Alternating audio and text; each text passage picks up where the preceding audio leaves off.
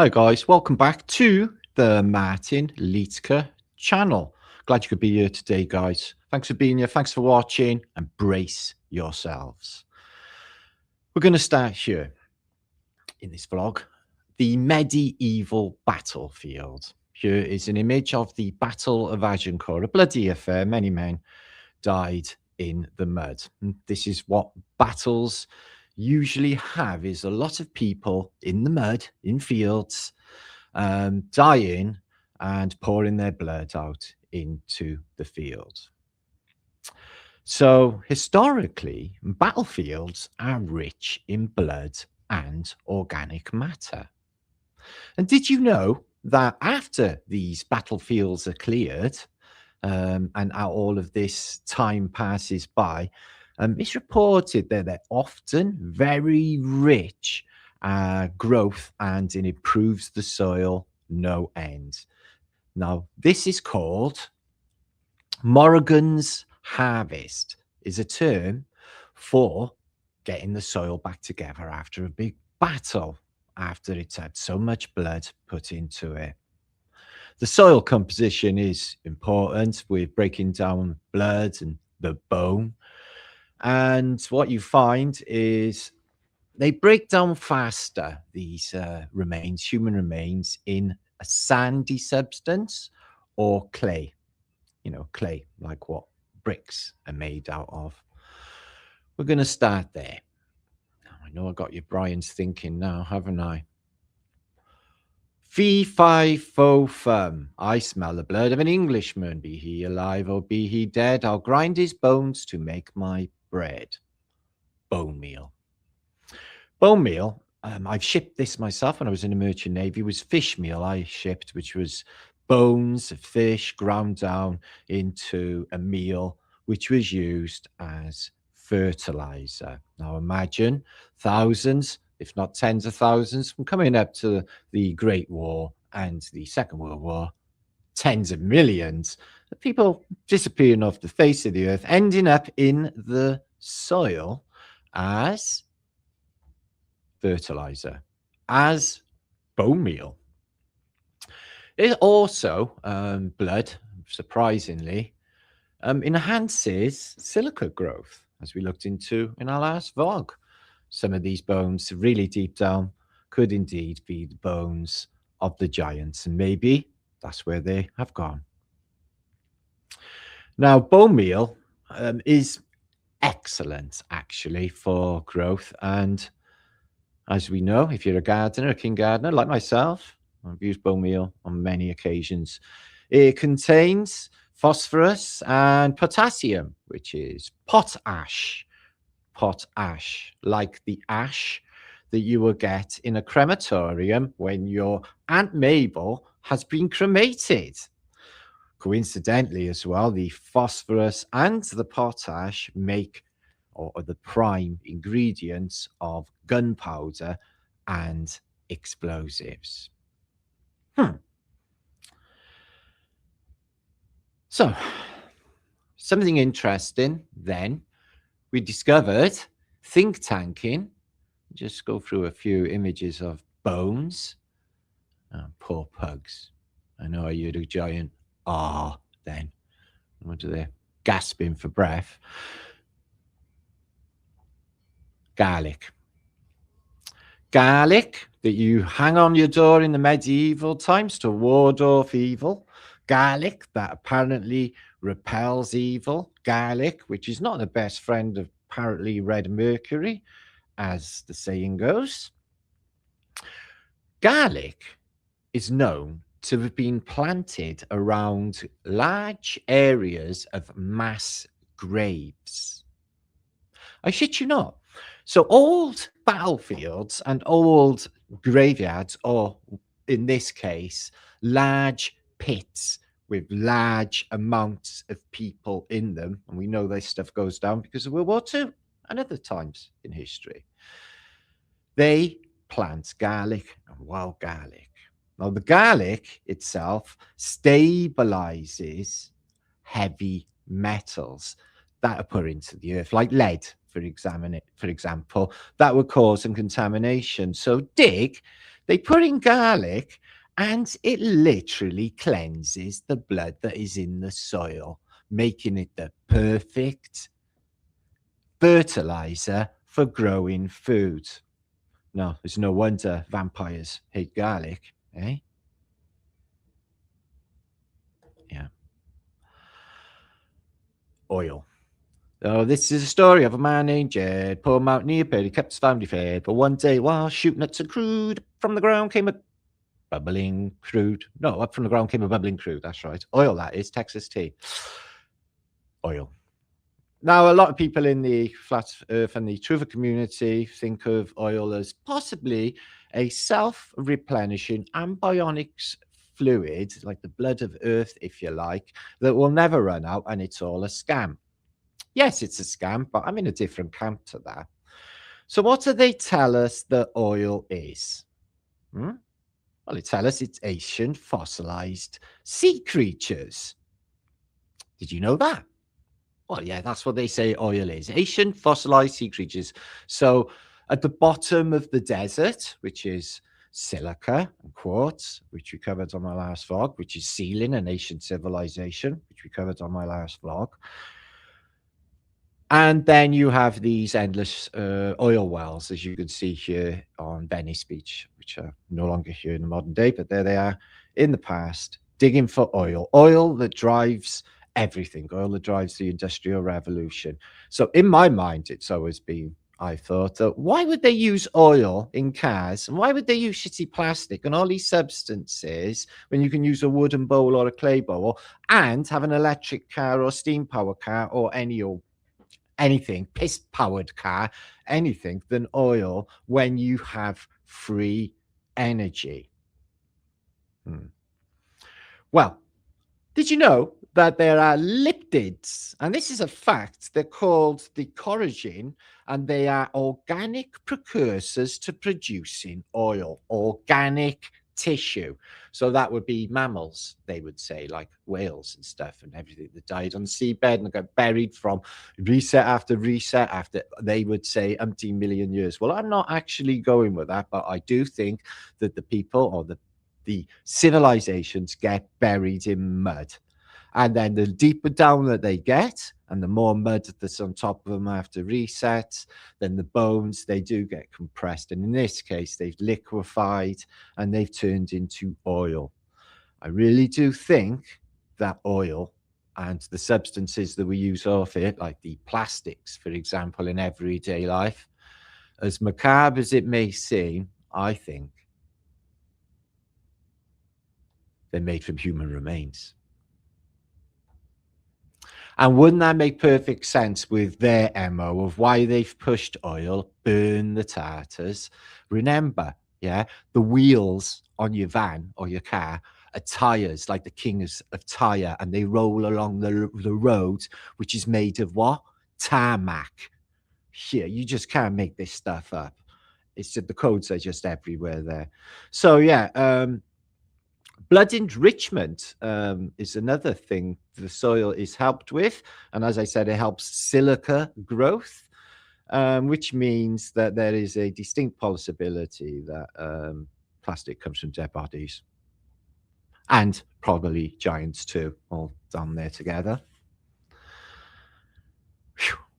Anyway, plastic substances we use in everyday life is Batman water pistol from the 1970s. Yeah, I remember squirting the water in that in my mouth, my Batman water pistol, but I didn't think anything about it at the time. It's pretty bad. Plastic, fantastic. Well, I don't think plastic is that fantastic. Oh, poor Timmy, crippled child. Play-Doh. And everything that the kids got really is just plastic, isn't it? Made by, I think, distinct possibility. Jello is made from the marrow of animals, isn't it? Let's move on. So the blood in medieval battlefields and all battlefields breaks down better and faster in a sandy soil or a clayey soil, a clay substance, like what you find in the fields of Flanders, etc. And guess what they made bricks out of? That's right. They made them out of clay.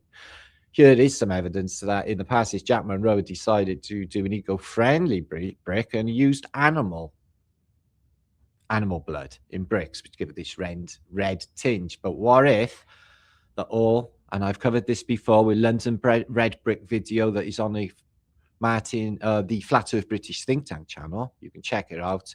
The red bricks of London and other evidence to support that they were putting blood into the bricks. The Roman so-called brick, this is near the Fossway in England. And you can see this here is actually supposed to be like Roman brickwork again. It's that red hue that you see in Blenheim, Paris, you see on walls. And it is very, very blood-like. Now, wouldn't it be like them? So where all of the ancient civilization gone, Matt? Well, some of them, oil, and they reused them, and they made plastic, and they made oil to run the vehicles when they needn't bother because they had free energy, but it's jobs for the boys. And it's just the purest version of gaslighting, isn't it? Think about it. And what's between, well, not in that case, what's between the bricks? Yeah, mortar. Mort, death, tartar, mortar. You've got concrete, like a con from Crete, but the mortar is between the blood red bricks. We're moving on. Whew. World War I. Blood, inglorious blood. Mud. Nothing quite like it for cooling the blood. Mud defined the First World War. It rained and it just turned into a quagmire. Shell holes filled up with water and men just disappeared. This may come as a shock to you if you don't know this, what I'm about to share. And it's always bugged me since I've been to the trenches and I've seen the lists of missing in action. Do you know what missing in action means? It means presumed dead. They don't know what happened to them. But dig this, in the Great War, the First World War, over, and this is the official figure, so you know it's a damn sight more, over 6 million men disappeared off the face of the earth. Do you know where they were? In the mud. And guess what happened? They revitalized these fields using clover, using garlic, using lilies, another great purifier. The lilies are shown a lot on allegorical clips, another great purifier, as I've covered before. So the battles became batteries. And they are in the mud.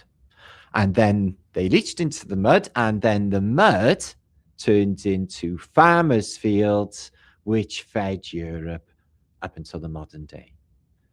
The millions that are below the fields of Flanders and in the eastern front of the First World War became fertilizer. This is very like that black goo substance and very like Soylent Green or that substance they're feeding people on Snowpiercer as well. Very like that. So, yeah, 6 million people. And that's just the official figure. There's also reports of oil lamps used in the Great War they used like fish oil, as you know, whale oil in some cases burnt well, but they said there was such an abundance of dead corpses that they used the fallow, they used the fat out of the corpses to run the lights in the trenches. There is that. So if you think about it, guys, you know, there has to be a reason why they use this oil and why they use plastic when they've had free energy all along. Let's just, you know, they have had it because Finland have just shit it out and said they're just starting to use it. So what other things do you think they are doing? Have you heard about garlic panels that could save the world? Really? Solar panels. They're big business now, aren't they? Yeah. In fact, you should see these all over Texas. When you go through the Texas Panhandle, you expect to see pumping oil wells, but I didn't. It was loads of nasty ass wind turbines. Actually, they weren't moving at all because they don't need to. I'll explain that now. And solar panels, apparently soaking up the sun's electricity, the sun's energy to produce an electrical charge. Or so they say. If you look into online, the Requiem of Power. The Requiem of Power is a sort of corporate group that have been installing large solar panels areas, and they put them in or on old graveyards. And guess what they used to purify or to clean up the area before they put the solar panels there? Garlic. So they purified it, and they're using the charge because under where they're putting these solar panel areas, I bet you there's large pits of dead people. And just on the same track as well, Ross, God bless his soul, he's no longer with us, but we do love Ross, and he stays alive in the heart of us. He's got 111 subscribers at the moment, even from the other side, which is amazing. He, when he came to my house visiting and he did videos, sung a song about wind turbines. They put wind turbines. They paved paradise and put up a parking lot. So they paved paradise. They put up a wind turbine. The weird thing is they were putting these wind turbines on the side of Welsh hills on top of the graves of Welsh kings. It was an ancient Welsh Celtic cemetery, and he brought this forward. He's no longer with us as well. He brought this forward that they were putting these wind turbines, just wrecking the area on top of the power of Welsh kings. That's what Ross said, and he's no longer with us. Just on the same narrative, they put in wind turbines. They're using antiquitech and the piezoelectric forces that are given off by the endless amount of bones that were underneath. Now, vampires, we'll talk about vampires a little bit. There is an old dradek, which is, I think is a Dutch term for vampires. Now, vampires, they hate garlic. It's not surprising, actually, with the cleansing properties of it. So what do we know about vampires, guys? You ever thought about it? Well, it's Count Dracula. We know about Count Dracula, don't we? He's a bit devilish. In Dutch, it's draak, like dragon. In Dutch, is draak, is like dragon. So very much like Dracula. So I thought, well, there's definitely a similarity between Dracula, dragon, isn't there? Count Ducula. But Vlad the Impaler, or Vlad III, was apparently Dracula, so they say. He liked to impale people. A big story. We've all seen the movies. Anyway, apparently 16th removed relative of King Charles. Now, we can't really substantiate, on his auntie side, on Queen Mary's side. So we can't really substantiate whether that's the case at all. Just checking in on the angel, making sure all is tickety-boo. Vampires.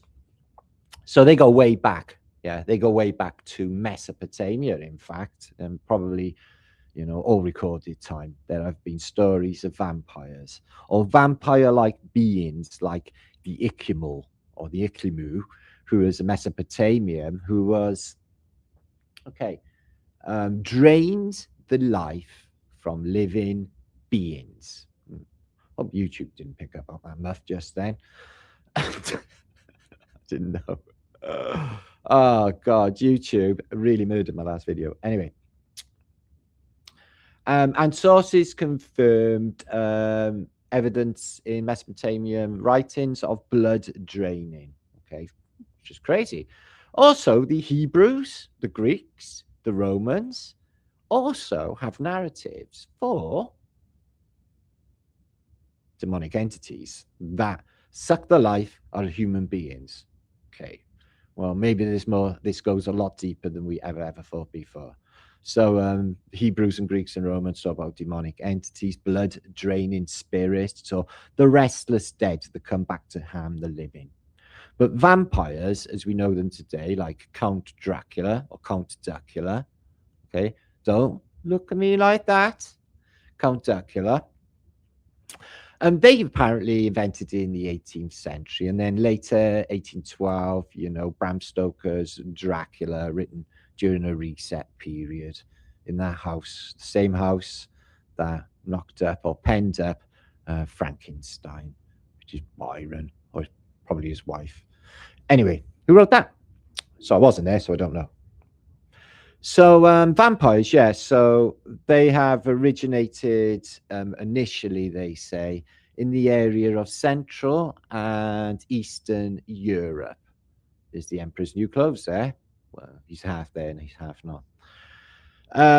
So especially Transylvania, where Vlad's from and Dracula's castle is. So vampires were once apparently evil people.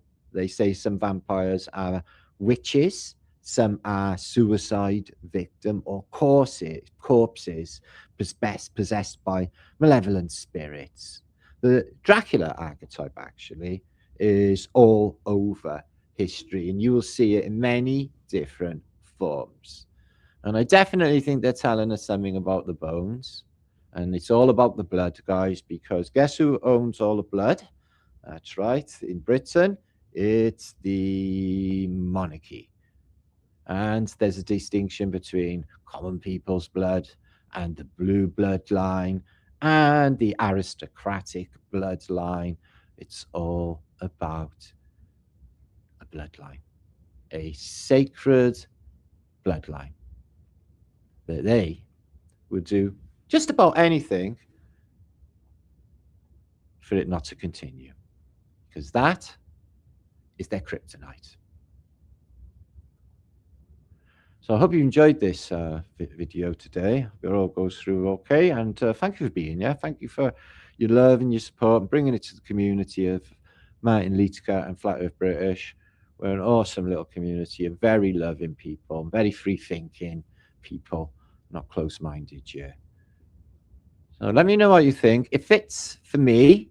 It may not fit for you, but I definitely think, that it is super interesting about the garlic, and it is super interesting about humans actually in the real world, as in the case of the First World War, actually becoming fertilizer, them growing crops on the same soil and feeding it to the population. And that is a fact. Macabre as fuck, but they've been doing it. Oh, I love elephants. So, yeah, just a moment to reflect on what I've just said. Make sure to come back to my next video on Flat today. We're going to catch up on some of this, the feedback on what you say about it all, and my next presentation. So 4 angels on this, look, literally 1, 2, 3, 4. Super cool medieval table, if that's what it is. Too difficult to say. So yeah, Hail Mary, that's Mary Magdalene actually. She's been eating all the pies. She's definitely been eating all the pies.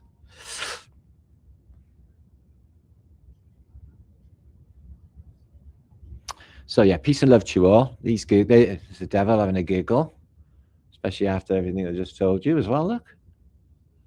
And this is what I posted about this morning, is the secret of capes, or red capes, which all ties into the narrative. Well, I did get clobbered, as I said. So much love to you all. I just want to look at some of my favourite vampires that you may or may not have heard of. The count here. If you take the O out of count, what you get? Yeah, I know, it's funny that, isn't it? Maybe that's why people live in countries. So yeah, one doesn't want you to know the secret, doesn't want people to know the secret of what I just told you. Probably even causes lightning in the bones underground. And yeah, I think oil is liquefied, human remains, and giants. Oh yeah, I do. And it bubbles up to the surface like Jed Clampett found when he shot at something, a bunny rabbit, I hope it wasn't. 7, 7, 7, 7. Oh my fucking God, it's 7. I love her. I love these. This made vampires endearing. It's weird how they. I wonder what the thing is with bats. Batteries. Let me know in comments. Batteries. If you've got any decodes, decode. Oh yeah. One bat. Two bats. 3 bats. It's 13 in the background. Lucky for some. It's true that is lucky for some. He knows all about the organ technology. Get away, you little fuckers. I want to play some Mandelson. So yeah, ooh, he's got things living in his organ. That is beautiful. Oh my God. 7, 7, 7, 7. It's all about 7.